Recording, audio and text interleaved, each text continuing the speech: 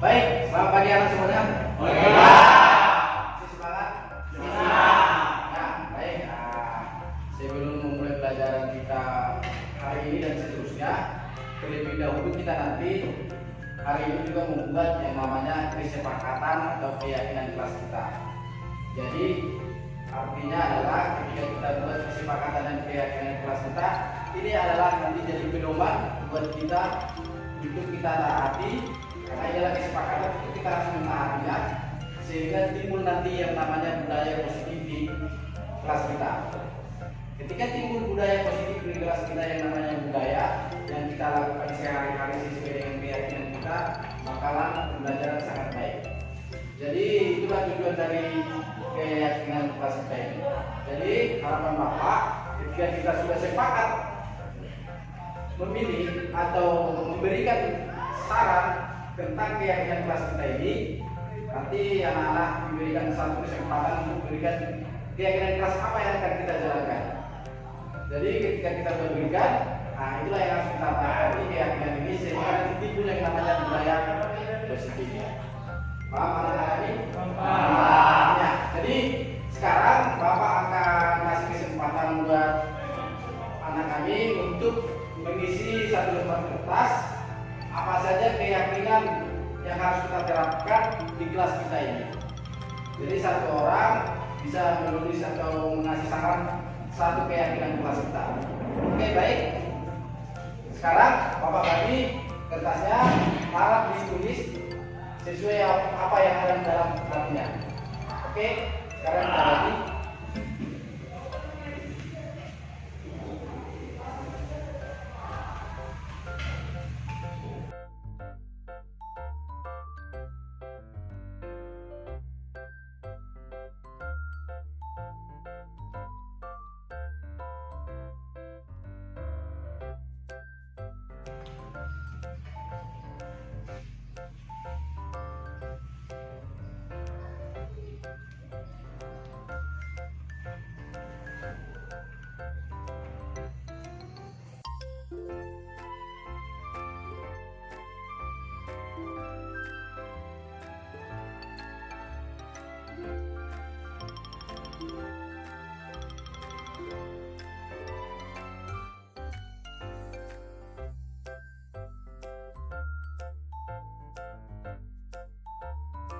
Oke, baik, sudah siap diisi anak-anak?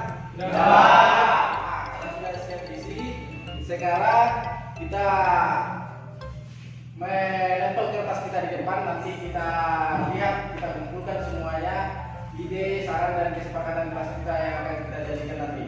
Paham? Ya, jadi sekarang mulai dari si Yusuf, boleh ditempel. Bagus. Yang pertama, ayo.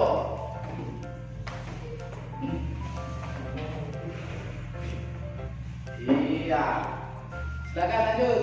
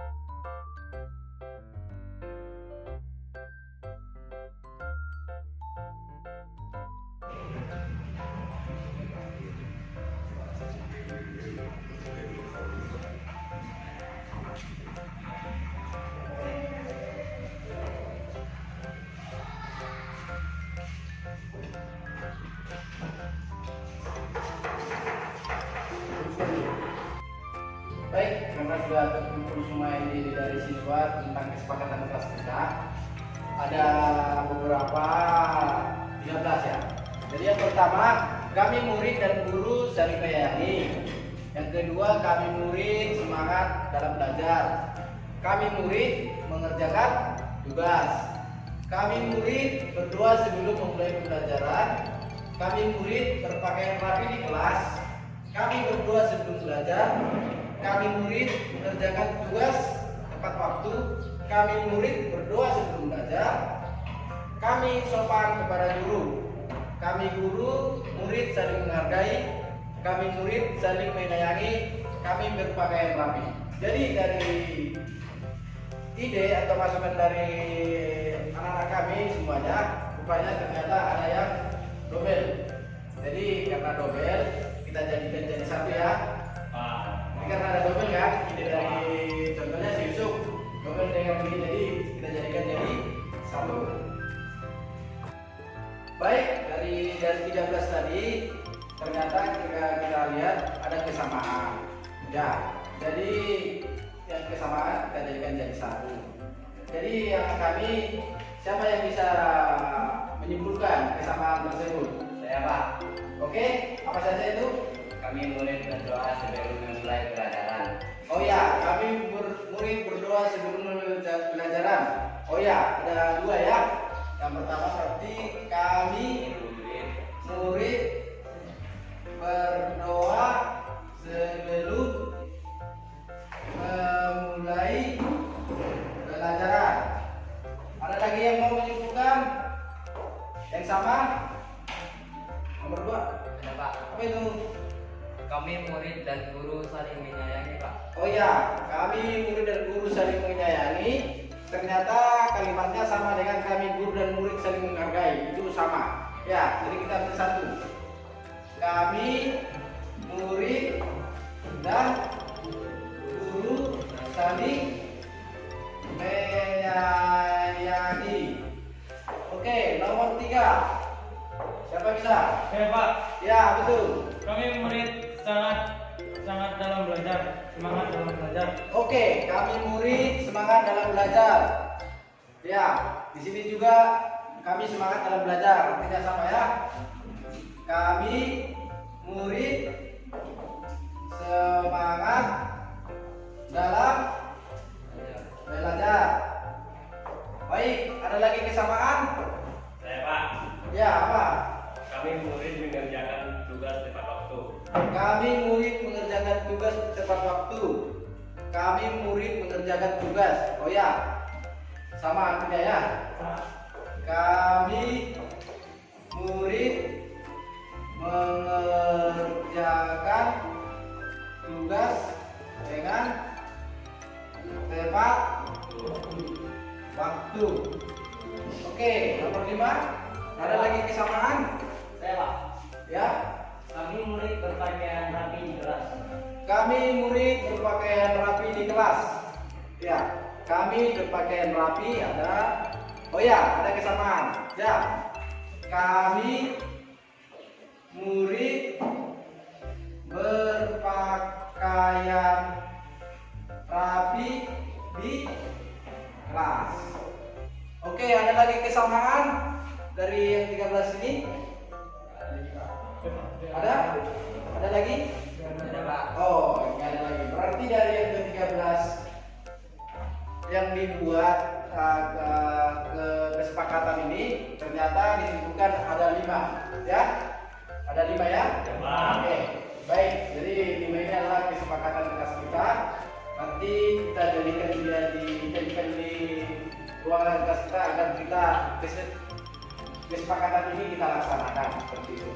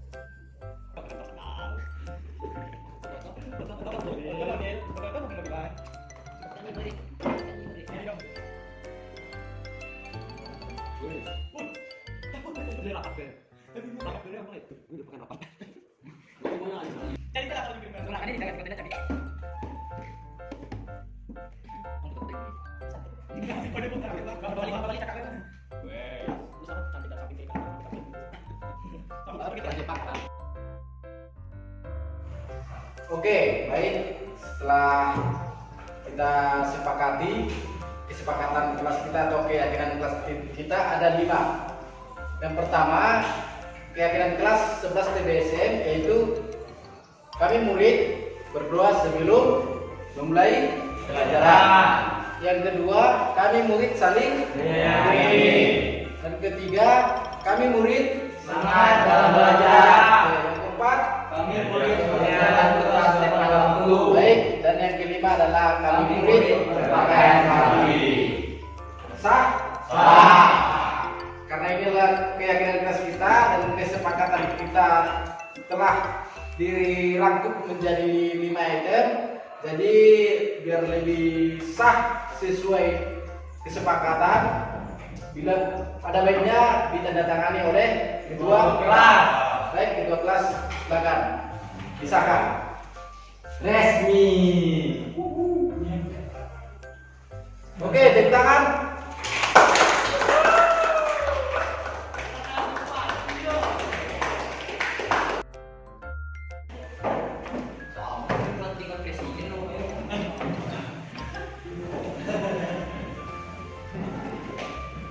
Oke. Terus, stepper geser ganti steady sebelah kanan. Tuh, oke. Sip. Tinggal dong.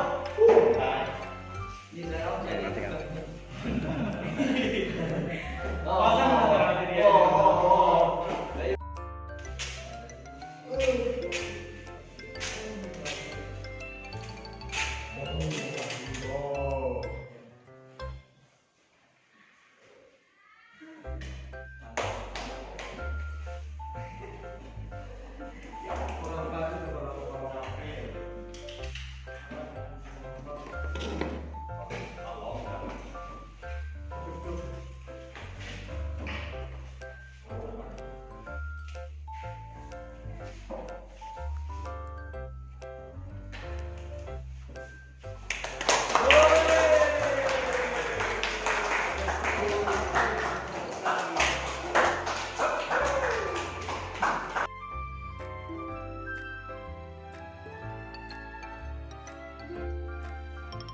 Assalamualaikum warahmatullahi wabarakatuh.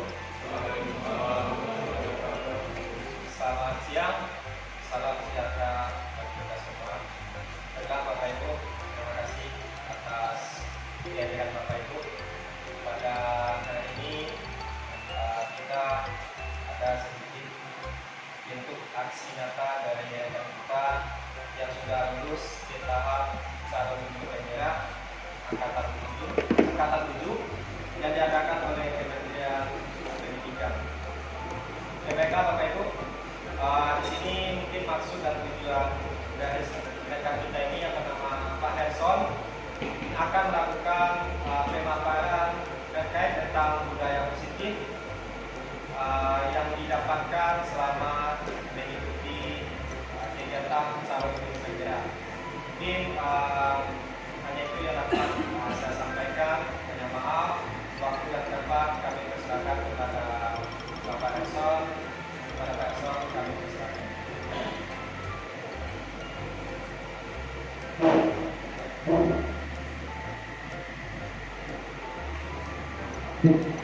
Baik, terima kasih saya ucapkan kepada kepala sekolah dan komite studi yang mungkin hari ini tidak hadir, dan juga saya ucapkan terima kasih juga kepada wakil kepala sekolah bagian kurikulum Pak Robi dan juga wakil kepala sekolah bagian siswaan Pak Kerja SPD.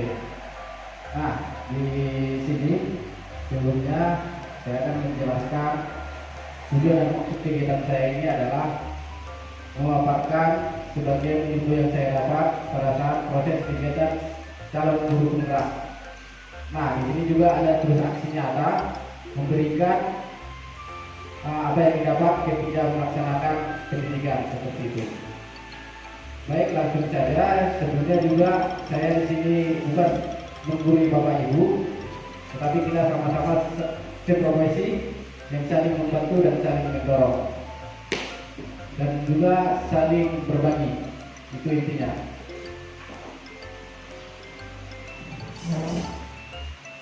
Baik, langsung saja Ibu.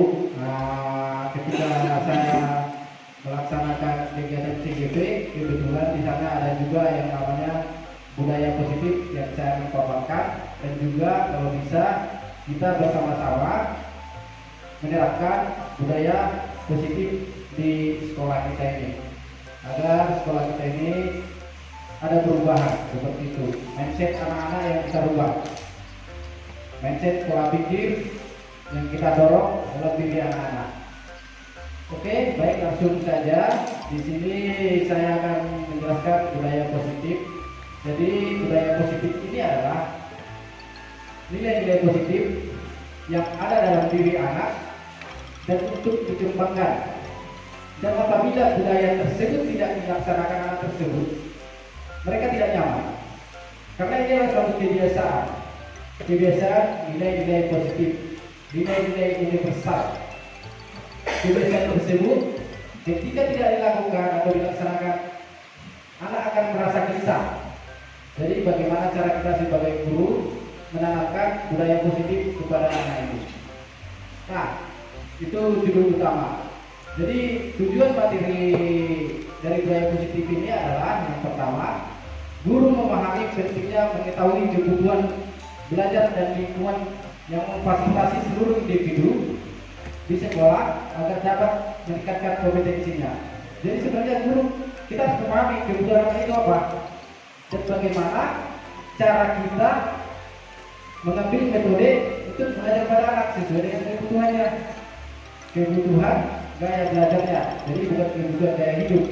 Ya, kadang anak-anak tersebut lebih dominan ke mendengar. Jadi bagaimana metode kita agar anak-anak dapat melakukan pembelajaran lebih banyak mendengar seperti itu. Yang kedua, tujuannya adalah guru bersama mengembangkan dan mewujudkan visi sekolah yang berpihak pada murid dan berlandaskan nilai-nilai kebajikan universal.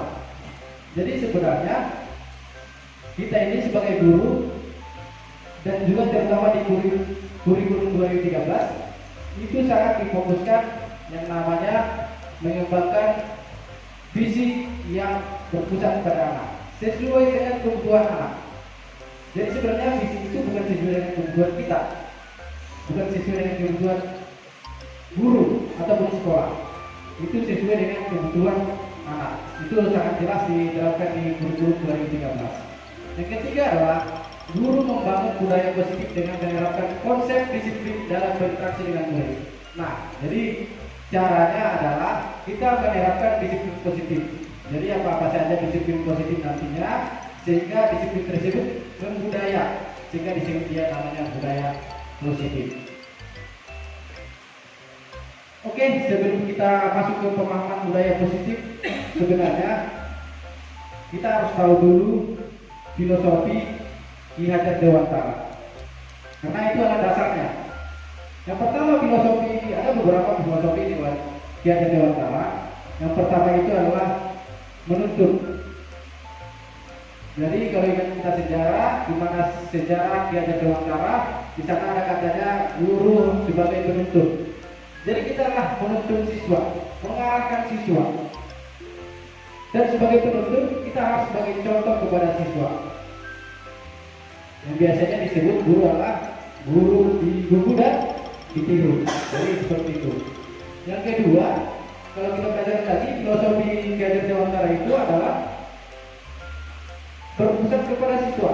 Jadi pembelajaran itu berpusat kepada siswa atau bahasa halusnya menghamba kepada siswa. Jadi bukan kita memuja-muja siswa, bukan. Tetapi apa kebutuhan siswa itu yang harus kita penuhi. Tadi sudah saya terangkan sedikit bagaimana caranya ketika siswa itu kebutuhannya di dalam belajar harus mendengar, ya kita lakukan metode pembelajaran seperti itu. Yang ketiga, banyak juga ada yang ketiga juga, yaitu peran alat alam sangat beragam. Itu filosofi dari Dewan sangat dalam artinya. Yaitu kita harus mengetahui kodrat alam dan beragama. Kodrat alam yang di sini yang dimaksud adalah budaya atau karakteristik siswa. Ya, karakteristik siswa harus kita ketahui. Jadi kita tidak boleh melakukan pembelajaran budaya yang diketahui disamakan dengan budaya yang di luar. Jadi sebelumnya kita harus mengetahui budaya alam yang ada di lingkungan kita. Yang kedua, keberagaman. Nah, keberagaman itu adalah kemajuan teknologi. Kita harus kasih juga materi kemajuan teknologi, tetapi tidak menutupi atau menghilangkan budaya yang ada. Jadi itulah filosofi Ki Hajar Dewantara. Terus yang paling menarik adalah di filosofi Ki Hajar Dewantara adalah kita guru itu sebagai petani. Ya, sebagai petani. Jadi bagaimana kita petani jagung contohnya menanam jagung, dan bagaimana cara kita, metode kita biar jagung ini tumbuh, berkembang dan berbuah. Jadi ibarat guru juga seperti petani. Bagaimana anak kita ini yang datang ke sekolah kita rawat. Kalau tadi jagung dirawat, nah kita didik anak ini. Bagaimana cara mendidiknya seperti itu. Kalau di jagung dia harus butuh yang namanya air, butuh pupuk. Jadi anak ini juga seperti itu. Kita harus membutuhkan dia untuk tumbuh dan kembang. Jadi itulah filosofi sebagian dari filosofi Ki Hajar Dewantara. Jadi sebenarnya dalam pendidikan ini itulah dasarnya filosofi tersebut. Jadi kalau kita waktu belajar di guru penggerak itu yang kita makan dulu. Jadi pemahaman konsep-konsep pendidikan. Terus kembali kita ke budaya positif, bagaimana budaya itu biar tercapai, ada 6 pemahaman budaya positif. Jadi harus paham dulu kita yang namanya konsep-konsep budaya positif, sehingga budaya positif itu terjadi nanti di sekolah atau berjalan dengan baik. Nah, pemahaman budaya positif itu ada 6, yaitu kita harus mengetahui yang namanya disiplin positif apa dan nilai-nilai kebajikan universal. Yang kedua, teori motivasi atau hukum dan penghargaan restitusi. Yang ketiga, keyakinan kelas. Apa yang diyakini? Nah, ini adalah dasar-dasar nanti untuk bisa kita yang namanya membuat budaya positif itu berjalan. Jadi harus kita pahami dulu. Yang keempat, kebutuhan dasar manusia. Apa saja nanti kebutuhan dasar manusia? Jadi manusia itu ada dasarnya. Jadi anak juga nanti ketika bertindak ada dasarnya. Jadi kita harus pahami dulu dasar masing-masing nanti diperjelas satu persatu. Yang kelima, nanti ada 5 posisi kontrol apa saja nanti ya yang akan kita lakukan dan apa yang biasa kita lakukan di sekolah. Nanti kita lihat. Yang keenam, segitiga restitusi, yaitu cara penyelesaian kasus dengan segitiga restitusi. Terus, baik, kembali kita ke nomor pertama, yaitu disiplin positif dan nilai-nilai kebajikan universal. Jadi nilai disiplin positif ini adalah nilai yang paling utama untuk mewujudkan yang namanya budaya positif. Jadi di sini tujuan disiplin positif adalah menanamkan motivasi pada murid untuk menjadi orang yang mereka inginkan dan menghargai diri sendiri dengan nilai-nilai yang mereka percaya. Jadi disiplin itu bukan karena ada sesuatu. Ya Bapak Ibu. Jadi kita disiplin, anak-anak kita disiplin kalau boleh tidak karena sesuatu. Memang timbul dari dalam dirinya. Jadi kalau karena sesuatu suatu saat sesuatu itu tidak ada, dia tidak akan disiplin anak kita. Jadi memang dorongan itu sekarang ini kita mendorong bagaimana dalam hati anak tumbuh. Jadi itu yang namanya disiplin positif. Sedangkan nilai-nilai kebajikan luhur adalah nilai-nilai positif yang berkembang dalam karakter dirinya. Contohnya tanggung jawab, jujur, disiplin juga dari masuk ke nilai-nilai universal. Jadi nilai-nilai itu yang akan diwujudkan. Setelah tercapai nanti nilai-nilai universal tersebut, dia akan meyakini bahwa hal itu baik dan melaksanakannya sehingga terjadi budaya. Jadi intinya itu harus memang dalam diri anak, bukan karena dorongan. Baik, langsung saja ke yang berikutnya, teori motivasi, hukuman, dan penghargaan. Nah, teori motivasi.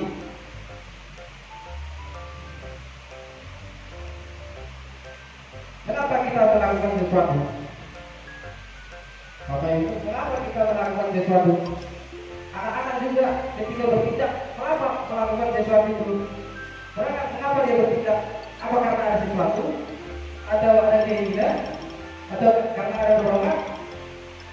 Apakah kita melakukan sesuatu karena ada dorongan? Pertanyaannya, Bapak Ibu. Jadi anak-anak juga kita lihat, sekarang anak-anak kita melakukan sesuatu itu karena ada dorongan, bukan dari dalam diri, karena dorongan. Contohnya, anak-anak datang tepat waktu ke sekolah. Kenapa? Karena takut dihukum. Ya, Bapak Ibu, anak-anak datang ke sekolah karena takut dihukum. Jadi itulah dorongannya, takut dihukum. Padahal yang kita inginkan adalah anak-anak itu datang tepat waktu ke sekolah karena dia itu memakai nilai-nilai universal, yaitu menghargai waktu. Kalau bisa, anak itu kita ajarkan untuk menghargai waktu, bukan karena dorongan, bukan karena hukuman, bukan karena kalau datang cepat kita kasih hadiah. Nanti suatu saat Bapak Ibu tidak kasih hadiah bagaimana? Anak-anak bisa kecewa, sehingga kata-katanya cepat waktu. Jadi bagaimana kita Bapak Ibu mendorong anak ini biar meyakini diagram universal tadi, nilai-nilai positif tadi? Itu yang kita dorong, bukan karena kita kasih hadiah. Hati-hati Bapak Ibu yang kasih hadiah, sebenarnya itu tidak dianjurkan lagi di guru-guru merdeka. Nanti kita lanjut, kita terangkan lebih dalam. Diana Gose, ini menurut Diana Gose menyatakan ada 3 motivasi berlaku manusia. Jadi 3 motivasi ini, yang pertama untuk menghindari ketidaknyamanan atau hukuman.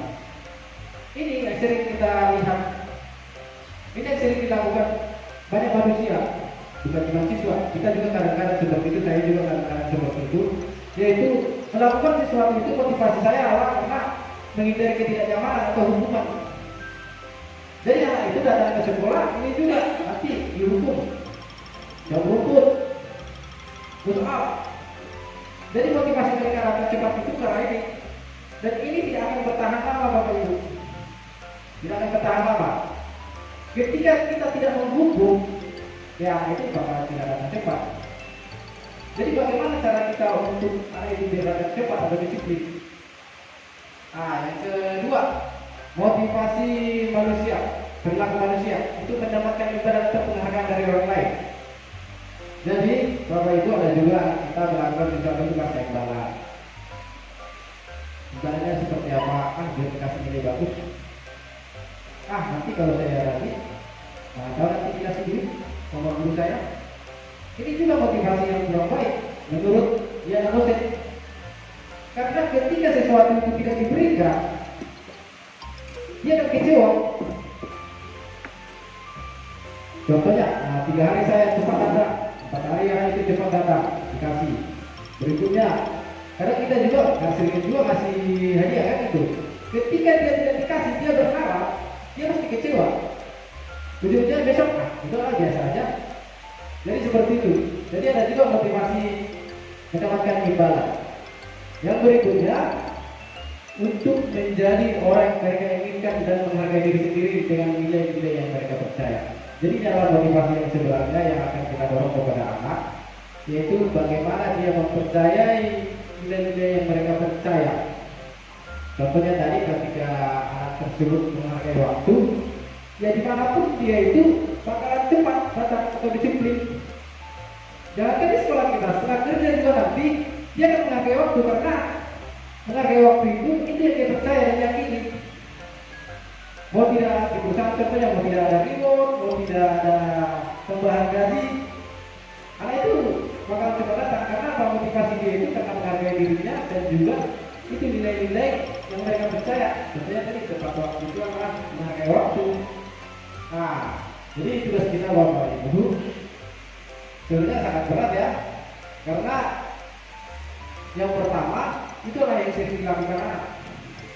Yang pertama adalah motivasi yang sering dilakukan anak. Jadi kita bagaimana motivasi itu kita ubah menjadi yang nomor 3, menjadi orang yang mereka inginkan dan menghargai diri sendiri dengan nilai-nilai yang mereka percaya. Lanjut saja Bapak Ibu. Nah, ini juga harus kita pahami hubungan dan penghargaan. Kon mengatakan beberapa pernyataan tentang tindakan memberikan penghargaan yang nilainya sama dengan mendukung seseorang. Jadi penghargaan tersebut kata Sikop ini ya Bapak Ibu, memberikan penghargaan itu sama dengan menghukum. Kalau biasanya menghukum secara biasa itu secara fisik dan secara tiba-tiba itu adalah hukuman. Biasanya dia hukuman itu secara mendadak. Kalau dia memang sudah terstruktur ketika melakukan suatu tindakan yang salah dan sudah disepakati, itu bukan hukuman namanya Bapak Ibu, itu namanya konsekuensi. Jadi hukuman beda Bapak Ibu. Ketika kita melakukan sesuatu, ketika kita lihat terlambat, padahal di peraturan tidak ada terlambat, itu istilahnya push up, kita laksanakan push up, itu bagian dari hukum.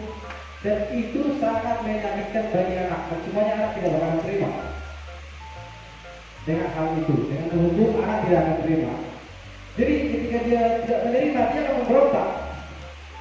Ada juga kita seperti itu, kita hukumannya terus makin memberontak. Ada begitu.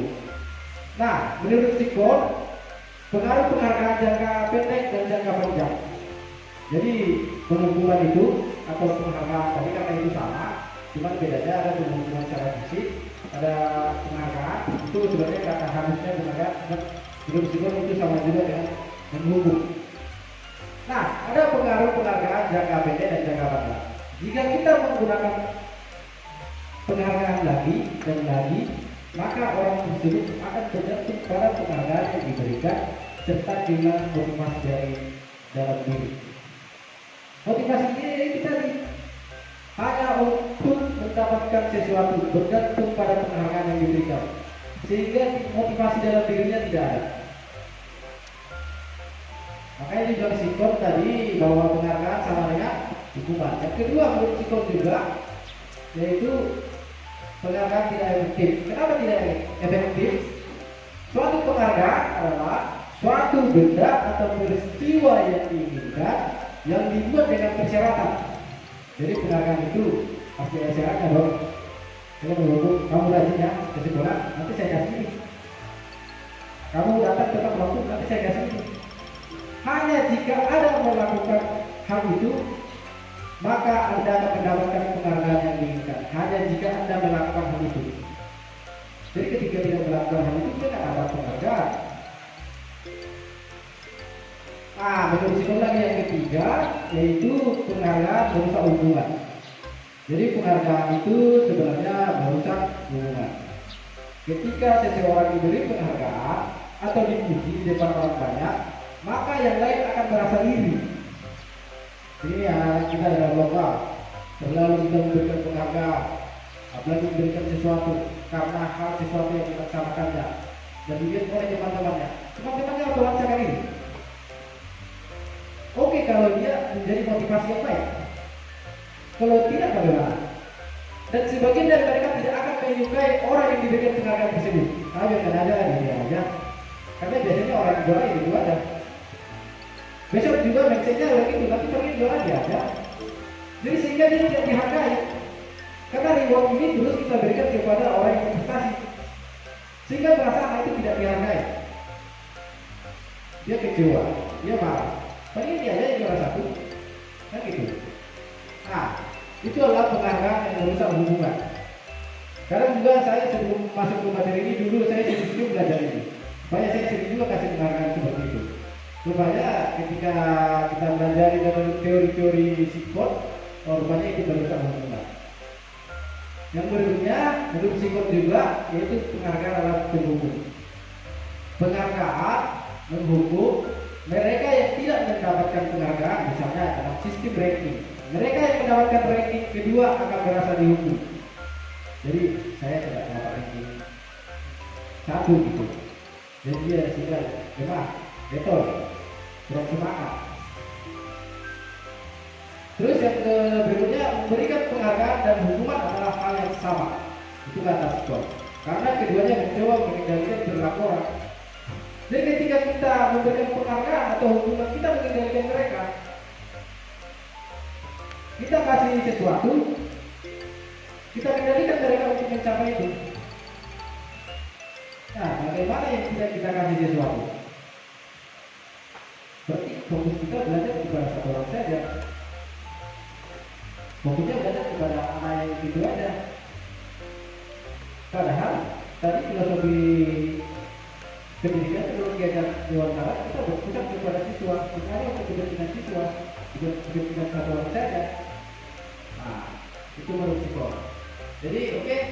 Terus ada juga namanya teori restitusi, yaitu proses menciptakan kondisi bagi murid untuk memperbaiki kesalahan mereka sehingga mereka kembali pada kelompok mereka dengan karakter yang lebih kuat. Itu menurut Bosen 2004 maksudnya ya.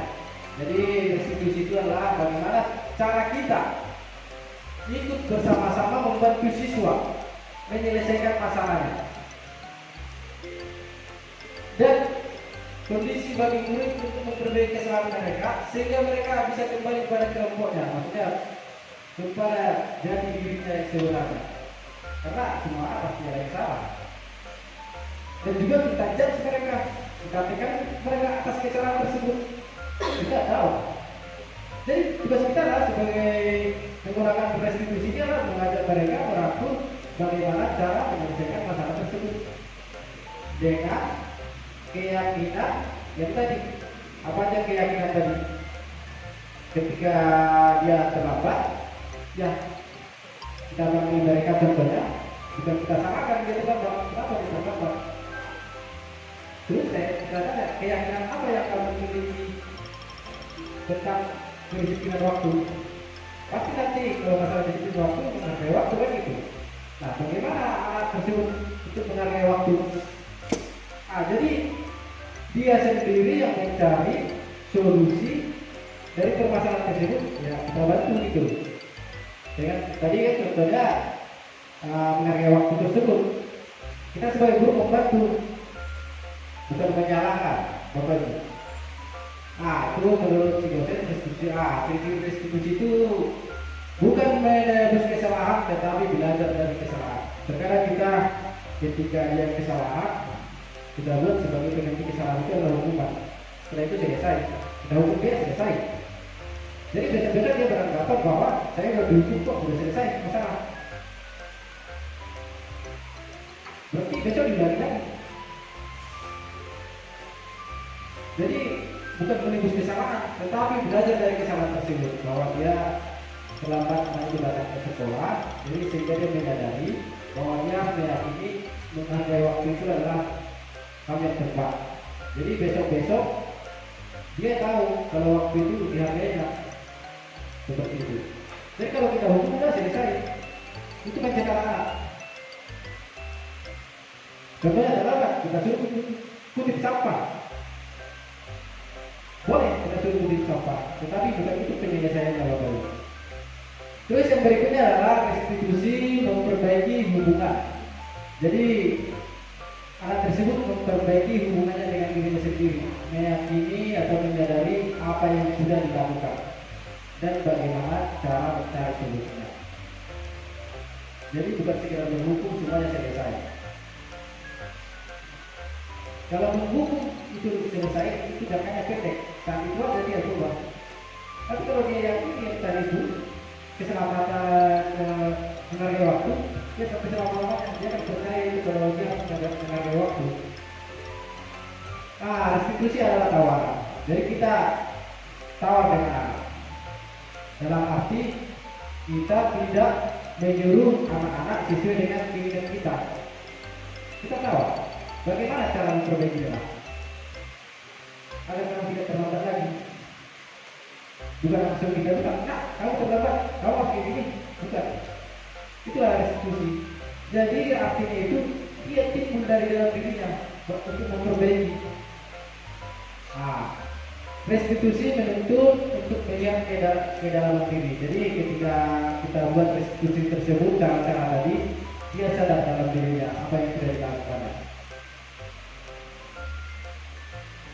Baik Bapak Ibu, sampai di sini itu adalah ciri restitusi. Yang ketiga tadi adalah ini yang ketiga keyakinan kelas. Jadi sebelum kita membudayakan positif ini di semua di lingkungan sekolah, lebih bagus dulu kita laksanakan dia per kelas. Jadi kita terapkan dulu hal yang kecil. Karena kita terapkan ke semuanya kita akan sulit, dan itu pun harus kerjasama antara kita sebagai guru.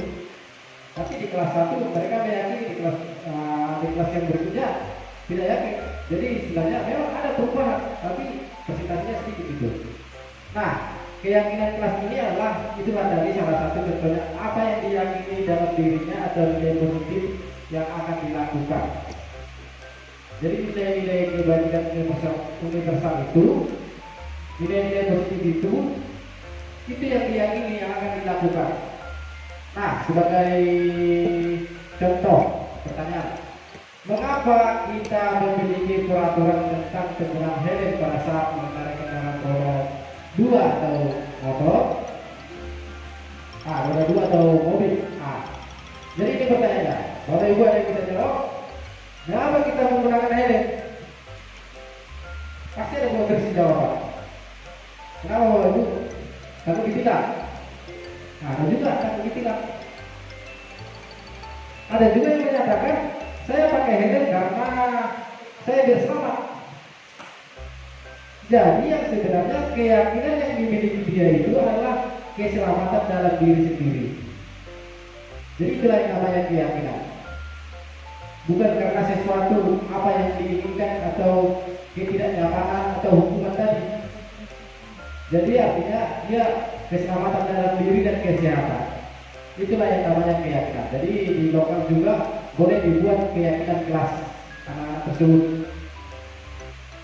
Nah itulah tadi keyakinan. Ini Bapak Ibu, ini juga sudah saya terapkan. Kalau keberhasilan itu yang terakhir. Yang penting kita laksanakan dulu, kita lihat prosesnya. Jadi saya sudah buat di keyakinan kelas di kelas 11 TBC, dan ini real dari mereka sendiri. Yaitu kami murid berdoa sebelum memulai pelajaran. Kami murid saling menyayangi. Yang ketiga, kami semangat dalam belajar. Yang keempat, mengerjakan tugas tepat waktu. Dan yang kelima, berpakaian rapi. Itu kata-kata itu yang mereka yakini. Karena memang kemarin ketika membuat contoh ini, saya kasih dulu pemahaman tentang keyakinan kelas. Dari beberapa sampel ada juga caranya dan juga dipelajari bagaimana cara membuat keyakinan kelas. Yang pertama itu adalah kita mengumpulkan ide-ide dari peserta kelas. Nanti ide-ide itu semua dikumpul dan dipaparkan di papan tulis dan dirembukkan. Dan juga keyakinan kelas itu harus bermakna positif. Setelah itu kita sortir mana yang layak dijadikan keyakinan kelas. Karena terlalu banyak juga keyakinan kelas itu bakal tidak maksimal hasilnya. Ya, setelah itu kita sortir, kita jadikan beberapa keyakinan kelas yang harus diyakini mereka. Nah, setelah itu kita tempel dia di dinding sehingga semuanya bisa dilihat dan bisa mematuhinya di dalam kelas. Jadi keyakinan kelas inilah keyakinan kelas mereka. Baik Bapak Ibu, dan juga disahkan ya Bapak Ibu, disahkan semua anak yang di kedua kelas. Dan juga saya sudah buat juga kemarin prosedurnya anak-anak, saya kasih mereka kertas satu persatu dan mereka tulis apa yang mereka inginkan, keyakinan mereka. Dan itu tidak ditulis nama, karena tidak ada penilaian di sana. Nah langsung saja Bapak Ibu lagi, 4 kehidupan dasar manusia. Jadi manusia itu ada siswa kita itu berperilaku itu siswa yang sederhana. Ya, perhatikan bahwa satu orang siswa aja melakukan sesuatu itu karena kebutuhannya itu sudah jelas menurut si Dr. William Lesser itu ada 4 atau ada 5. Ya, untuk kebutuhan dasar manusia itu ada 5, yaitu bertahan hidup. Mau tak mau dia harus melakukan itu untuk bertahan hidup. Contohnya, ini biasanya secara biologis atau bertahan hidup. Contohnya anak-anak, kadang ketika ada yang bawa makanan, dia mencuri makanan anak itu. Kenapa? Karena dia kelaparan. Jadi dia melakukan itu untuk bertahan hidup. Jadi kita harus memahami dulu kebutuhan apa yang dia inginkan.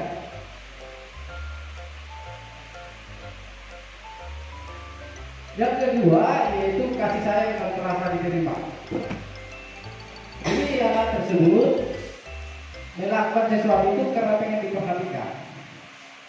Ada yang bertingkah aneh-aneh, kita harus pahami dulu apa kebutuhannya. Dia pengen dia melakukan sesuatu itu biar dilapor. Ketika dia dilapor ke guru dia pengen diperhatikan oleh guru. Ada. Itulah kebutuhan yang kedua, kasih sayang dan diterima. Karena setiap manusia pengen disayangi dan diterima di lingkungan itu. Jadi dia melakukan sesuatu tindakan agar itu terpenuhi. Kadang di belakang ribut, dia kemudian memperhatikan. Oke, yang ketiga, kebebasan. Jadi kebutuhan dasar manusia itu yaitu ada juga yang kebebasan, di mana anak-anak ini pengen bebas melakukan sesuka hatinya, bereksperimen. Kita nggak boleh larang.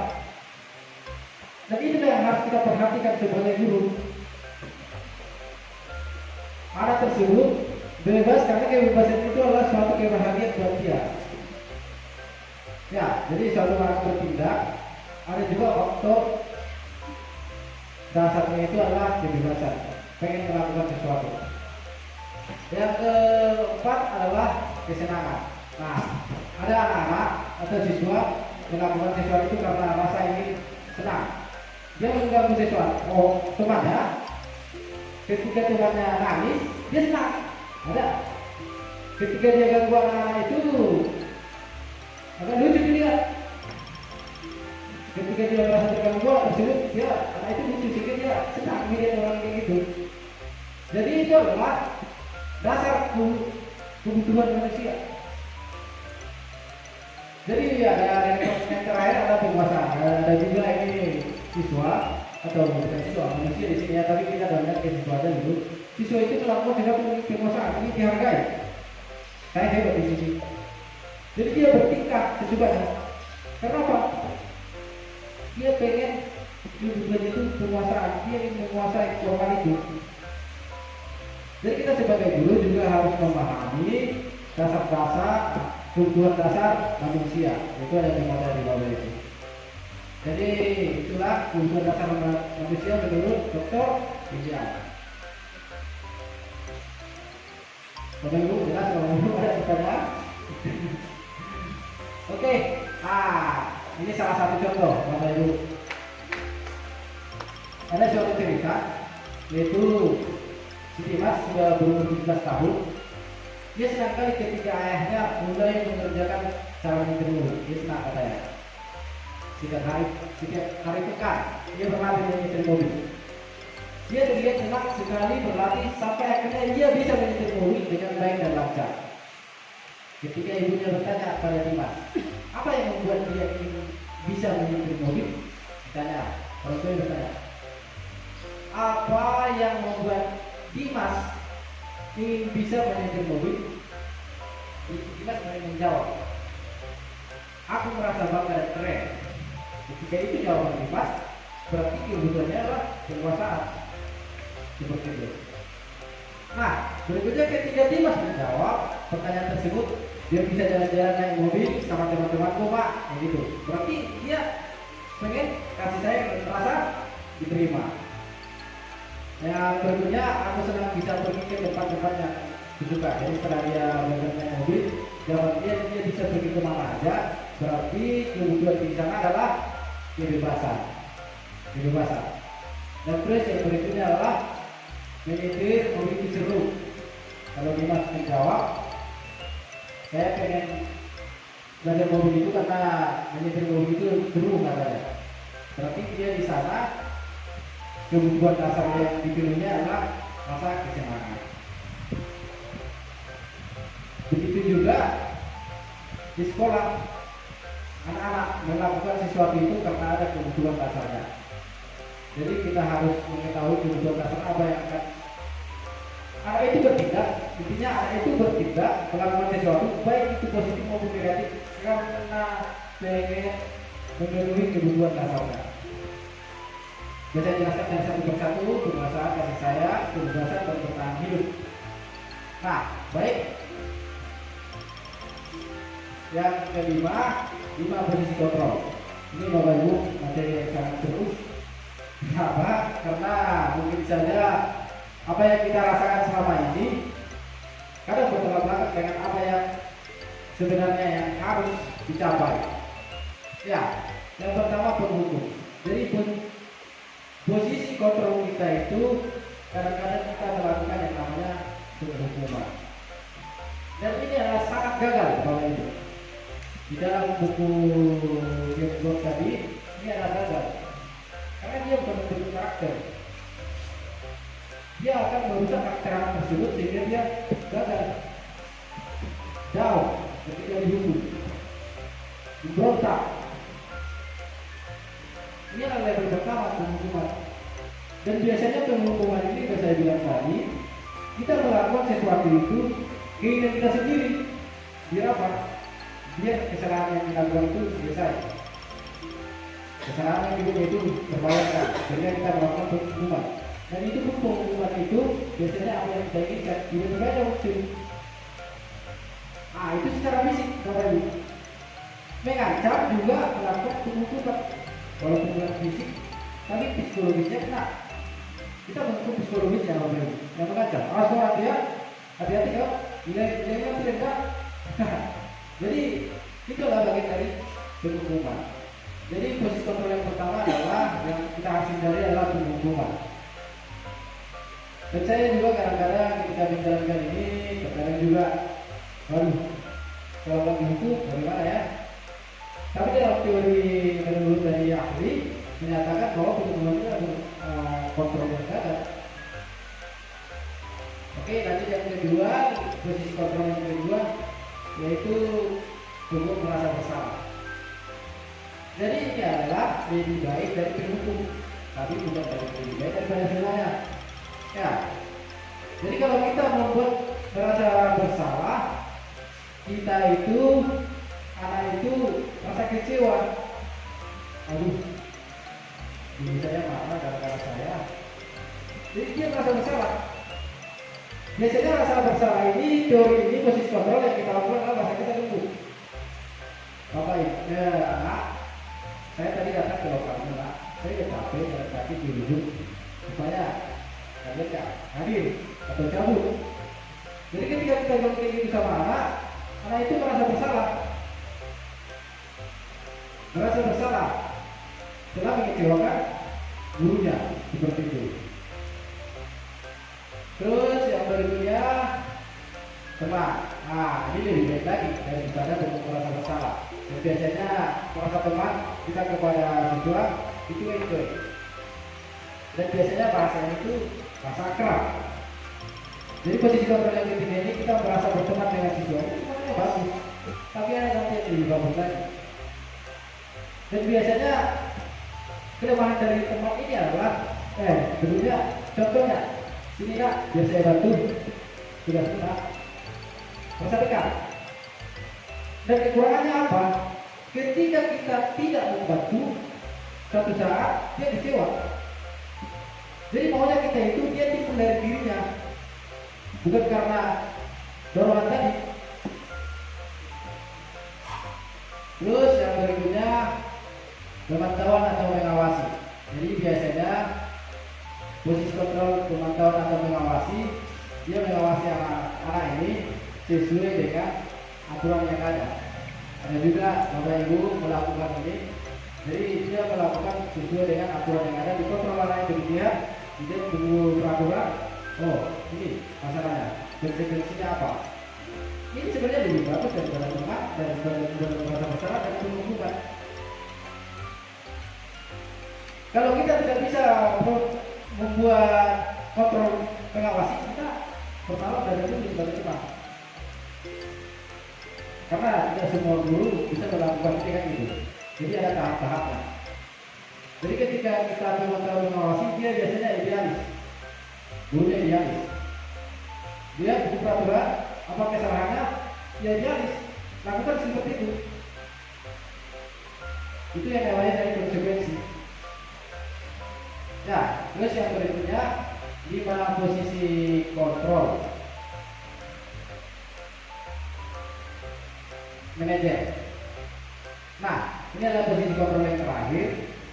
Artinya adalah kita membantu siswa untuk menyelesaikan masalahnya sesuai dengan keyakinan yang dia miliki. Jadi manajer ini adalah posisi kontrol yang baik. Ini adalah posisi dari 5 posisi kontrol, ini adalah posisi kontrol yang baik. Kita membantu siswa menyelesaikan masalahnya. Biasanya kita bertanya, apa yang akan kamu lakukan? Kamu tahu ini salah. Dan saya juga pernah melakukan hal itu, Pak. Kita bagikan ya. Motivasi dirinya kita bagikan. Dan keyakinan apa yang akan kamu yakini, Pak, untuk menyelesaikan masalah ini. Itu adalah posisi kontrol. Jadi kalau kita Bapak Ibu masih ada yang belum melakukan manajer, boleh bulan kawan, boleh teman, tapi nanti prosesnya dapat kita melakukan posisi kontrol manajer. Karena semuanya orang bisa melaksanakannya. Karena tergantung orangnya, tergantung emosinya, menguasai anak tersebut. Oke, baik Bapak Ibu, yang terakhir segitiga restitusi. Tadi tahu kita arti apa restitusi? Sebelumnya kita sudah pelajari restitusi itu meyakinkan anak atau membantu anak, mendorong anak melakukan atau memperbaiki kesalahannya itu tumbuh dari dalam dirinya. Jadi bukan karena orang lain. Bagaimana dia bisa melakukan sesuatu yang baik itu tumbuh dari dalam dasar dirinya, bukan karena hukuman, bukan karena reward atau penghargaan. Jadi di sini ada cara untuk menyelesaikan kasus yang namanya segitiga restitusi. Kita lihat dulu. Langkah-langkah menggunakan segitiga restitusi dalam melakukan permasalahan anak menurut Gengon. Ini dia, Bapak Ibu, ada yang namanya menstabilkan identitas. Jadi pertama, anak-anak itu ketika ada bermasalah, kita panggil, kita menstabilkan identitas, artinya kita tidak mematikan harga dirinya di sana. Maksud kita, kenapa kamu salah, kenapa kamu bertengkar, kenapa kamu ribut? Bukan. Kita angkat dulunya. Kita angkat dalam artinya setiap orang pasti pernah melakukan kesalahan. Jadi dia tidak langsung down. Kenapa? Kita sudah katakan setiap orang pasti pernah melakukan kesalahan. Berarti semua orang belum dia, semua orang juga pernah melakukan kesalahan. Bukan berarti nanti kesalahan itu terus diulang lagi gitu. Karena ada prosesnya kembali. Nah terus menstabilkan identitas itu, kamu bukan satu-satunya yang pernah melakukan ini. Jadi sebenarnya kita menaikkan identitas dia, bukan menjatuhkan identitas dia ketika melakukan kesalahan. Jadi boleh kita bertanya seperti ini atau membuat pernyataan, kamu itu melakukan itu kenapa? Ya saya karena ini. Oke, kamu melakukan itu memang semuanya. Saya juga, Bapak juga pernah melakukan itu. Jadi kita menaikkan identitas dia. bukan langsung kita kamu lakukan itu ya hukum segala macam, bukan oke. Di situ dia akan terjatuh nanti, mindsetnya akan jatuh down sehingga ada timbul rasa berontak. Yang kedua, memvalidasi tindakan yang salah. Jadi kita tanya, kamu tentunya punya alasan mengapa melakukan itu. Ketika dia terlihat berontak, dia pasti punya alasan kenapa dia melakukan hal itu. Karena diganggu, jadi kita tanya. Yang berikutnya validasi itu bisa kita tanya, adakah cara yang lebih efektif untuk mendapatkan apa yang kamu butuhkan? Selain itu, adakah cara yang lain? Nah, setelah itu segitiga restitusi yaitu menanyakan keyakinan. Nah, disinilah keyakinan apa yang kamu miliki. Ketika kamu tentunya berangkat, keyakinan apa? Apakah itu bertolak belakang dengan keyakinan kamu? Pasti bertolak, karena awalnya keyakinan itu apa yang ada dalam dirinya. Makanya setiap orang menyesal ketika melakukan kesalahan. Jadi sehingga dia itu, jadi kita bertanya, kamu ingin menjadi orang seperti apa? Ketika keyakinan itu kita tanya, nah setelah nanti keyakinan itu dijelaskan, kamu menjadi orang seperti apa? Jadi Bapak Ibu, itulah cara menyelesaikan kasus dengan menggunakan segitiga restitusi. Jadi ketika kita laksanakan ini, Bapak Ibu, mudah-mudahan budaya positif itu akan berjalan sendiri dan diterapkan di sekolah, baik dalam diri anak-anak. Yang namanya budaya, apabila dia tidak melakukan hal positif, dia merasa takut karena sudah biasa melakukan nilai positif tadi. Yang intinya sebenarnya restitusi itu adalah timbul dari dalam dirinya. Ya, bukan karena dorongan, bukan karena hadiah. Karena ada hadiah itu kan sebagai pembunuh juga. Tapi ada yang jangka panjang, ada yang jangka pendek, kan gitu. Dan hadiah itu dia ketergantungan. Awalnya ketergantungan. Ketika hadiah itu tidak diberikan, Bapak Ibu, pasti ada rasa kecewa. Saya sudah rajin, rupanya nggak dapat juga. Job. Sebenarnya sama aja kan yang tuan itu. Berarti itu bukan motivasi dirinya. Jadi tadi makanya restitusi itu adalah motivasi yang dari dirinya dengan apa yang dia yakini. Nah, salah satu penyelesaian kasus saya juga sudah coba. Lalu ada penyelesaian kasus, boleh kita lihat di sini. Karena kita juga diajarkan untuk menyelesaikan kasus sesuai dengan metode restitusi. Mungkin nanti Bapak Ibu boleh coba. Mungkin ini di set sedikit karena harus menunjukkan nilai-nilai dari segitiga restitusi tadi. Disabilikan validasi harus di set seperti itu. Tapi itulah cara untuk menyelesaikan masalah.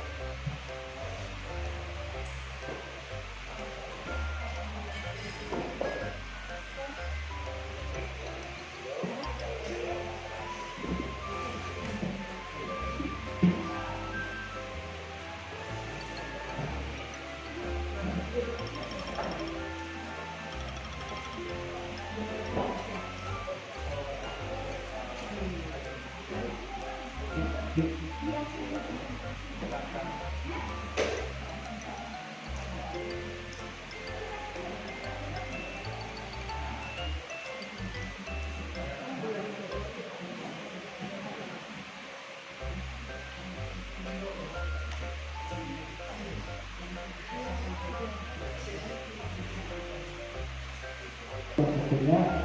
Nah, jadi untuk menyelesaikan masalah tersebut, kita harus menggunakan yang namanya segitiga restitusi. Bahwa restitusi tadi itu awalnya dia melakukan sesuatu itu karena dalam dirinya dan dapat merubah dirinya dengan dirinya sendiri. Jadi bukan karena orang lain. Sehingga ketika itu terjadi dalam dirinya, dia kemanapun dia bakal meyakini hal itu. Baik Bapak Ibu,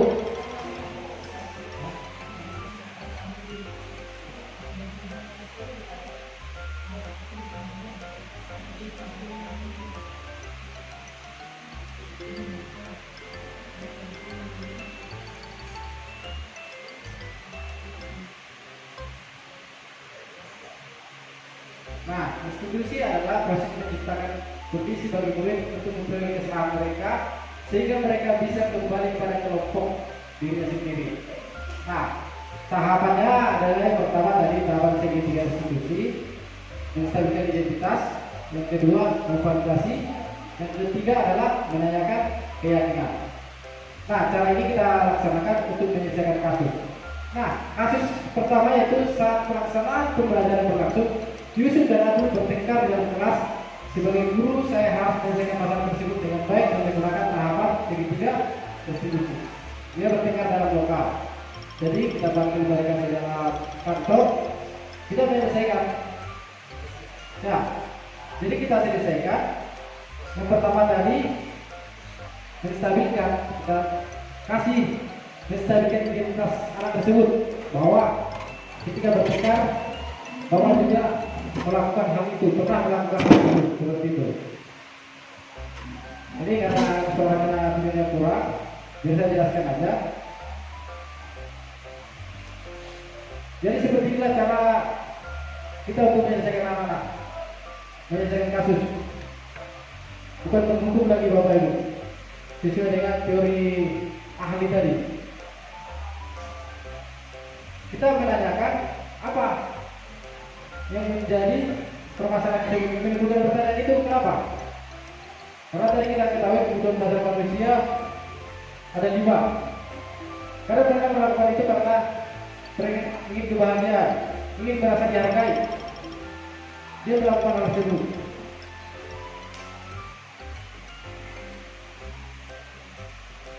Jadi yang pertama ini jelas validasi tindakan. Jadi saya proses memvalidasi identitas diri anak tersebut. Bagaimana dia biar terbuka. Jadi bukan langsung kita kasih jawab rapi jadi jauh dia nanti.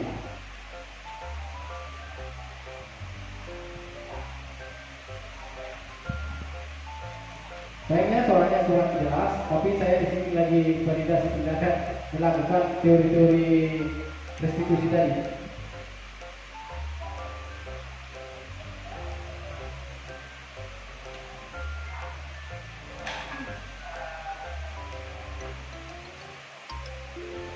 Langsung saja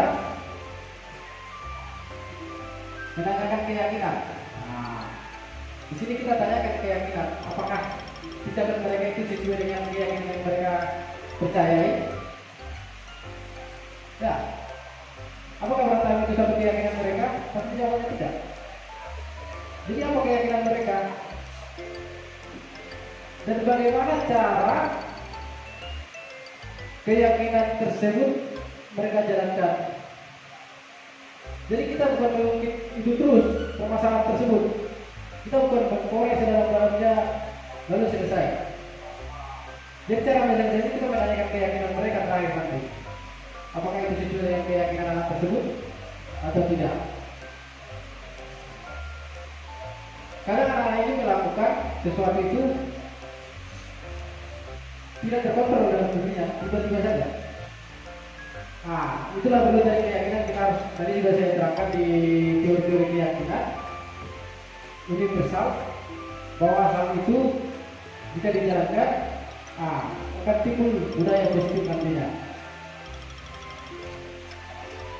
Jadi di sini katanya keyakinan mereka bertanggung jawab. Jadi dalam sesuatu karena mereka bertengkar karena ada saling mengganggu tidak mengerjakan tugas. Padahal keyakinan mereka lalu bertanggung jawab, mereka tidak melakukan itu. Jadi bagaimana cara bertanggung jawab itu dilakukan? Nah, terus nanti terakhir pertanyaan kita adalah, setelah kamu bertanggung jawab, bagaimana perasaanmu? Kita tanya, kita bentuk dia, dirinya itu kita bentuk. Kalau bertanggung jawab nanti bagaimana perasaannya? Kecuali itu kalau dunia yang ini bertanggung jawab itu sesuatu yang harus kita didik, dia udah ngerti. Jadi di sini kasusnya mereka bertengkar dan keyakinan mereka di sini bertanggung jawab. Dan di situ juga kita selesaikan masalahnya, hal itu juga selesai seperti itu. Yang mudah-mudahan setelah ini tidak bertengkar lagi kan Bapak Ibu. Nah, jadi di sini juga ada kasus kedua, cukup bukan kasus yang pertama saja sebagai contoh.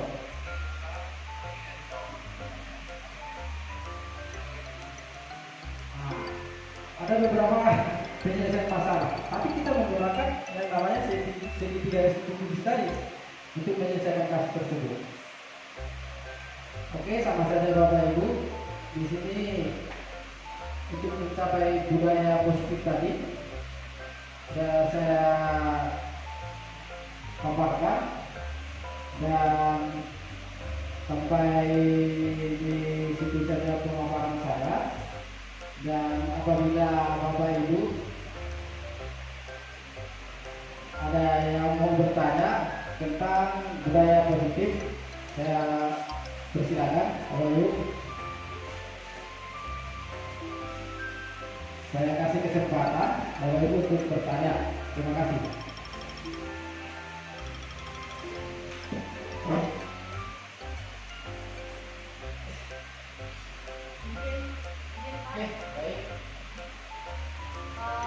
Baik Pak, setelah tadi Bapak berikan pemahaman tentang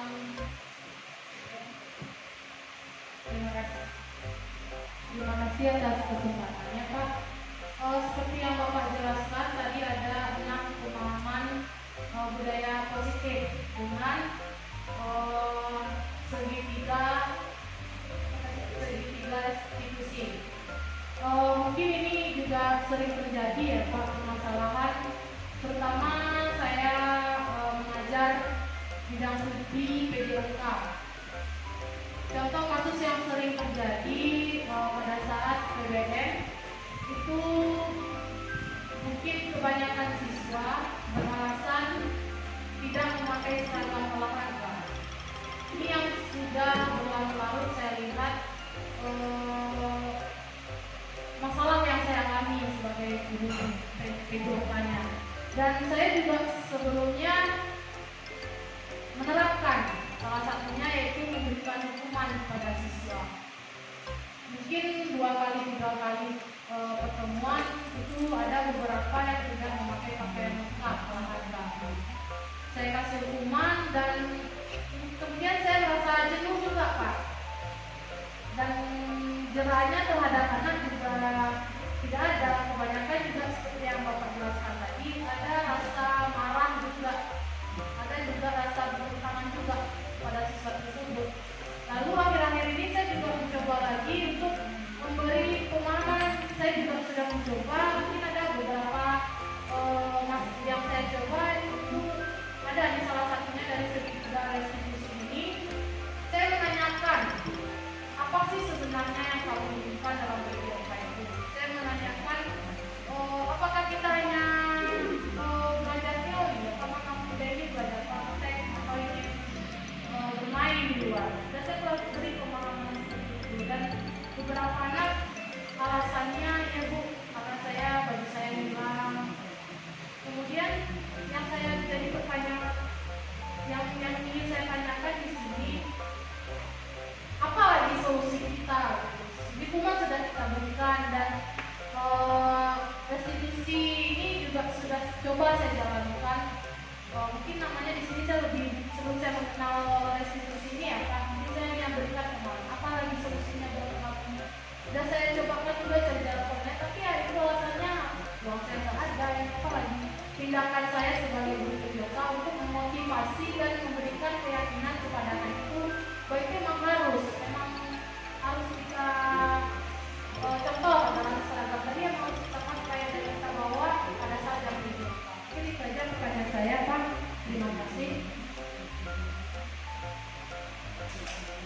Baik, Bapak Guru hebat, terima kasih atas pertanyaannya. Itu adalah contoh kasus.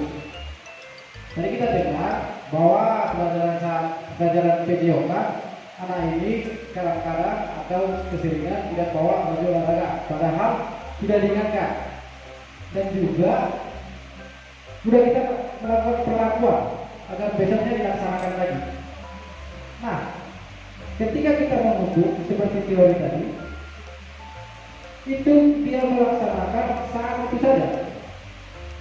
Besok oke dipakai, besoknya lagi kemungkinan tidak, bahkan lupa, pasti lupa dia. Karena apa? Tidak timbul dari dalam dirinya. Kita hanya memberikan tekanan, dan itu pun kalau dia terima. Ada juga tidak terima. Ada manusia yang terima tekanan, mau menerima tekanan. Pada dasarnya manusia tidak mau. Jadi dia melakukan itu hanya sebatas menyenangkan hati ibu ketika dia membawa baju olahraga. Setelah itu sudah bawa lagi. Nah, ibu juga sudah menanyakan kenapa hal itu tidak dibawa. Itu sudah bagian restitusi. Tapi mohon maaf ibu, itu belum sampai ketika tahap tersebut. Tapi sudah bagian dari tahapan restitusi, menanyakan apa alasan anak tidak membawa baju tersebut. Nah, tahapan yang kurang adalah ibu menanyakan keyakinan anak tersebut. Nah, ketika ibu panggil, dia melakukan tahapan restitusi, 3 restitusi. Yang pertama menstabilkan tadi, yang terakhir itu menanyakan keyakinan. Nah, jadi Bapak Ibu boleh bertanya kepada anak itu, bagaimana keyakinan kamu ketika kamu berpakaian rapi? Coba kalau dia belum paham, coba terangkan sama anak itu, karena kerapian dan kerapian itu sebagian dari kesehatan. Karena orang yang rapi biasanya orang yang bersih, ya Bapak Ibu, karena itu adalah bagian dari kesehatan. Nah, ketika itu telah meyakini nanti itu bahwa kerapian adalah bagian dari kesehatan dan keindahan, besok-besok kita pun suruh kita tidak suruh untuk dia bawa. Dia udah tahu kalau PJOK itu dia bakal bawa baju. Oke, sekali 2 kali mungkin namanya manusia prosesnya ada. Nah, tapi ketika kita melakukan segitiga restitusi itu sampai pertama itu dia meyakini dulu. Makanya kita tekankan keyakinan kepada anak. Nah, kalau sudah rapi, bagaimana? Nah, dia dengan dipandang oleh ibu. Dan biasanya kalau rapi juga dia itu biasanya orang yang rapi adalah orang yang bersih. Nah, karena kebersihan adalah sebagian dari iman.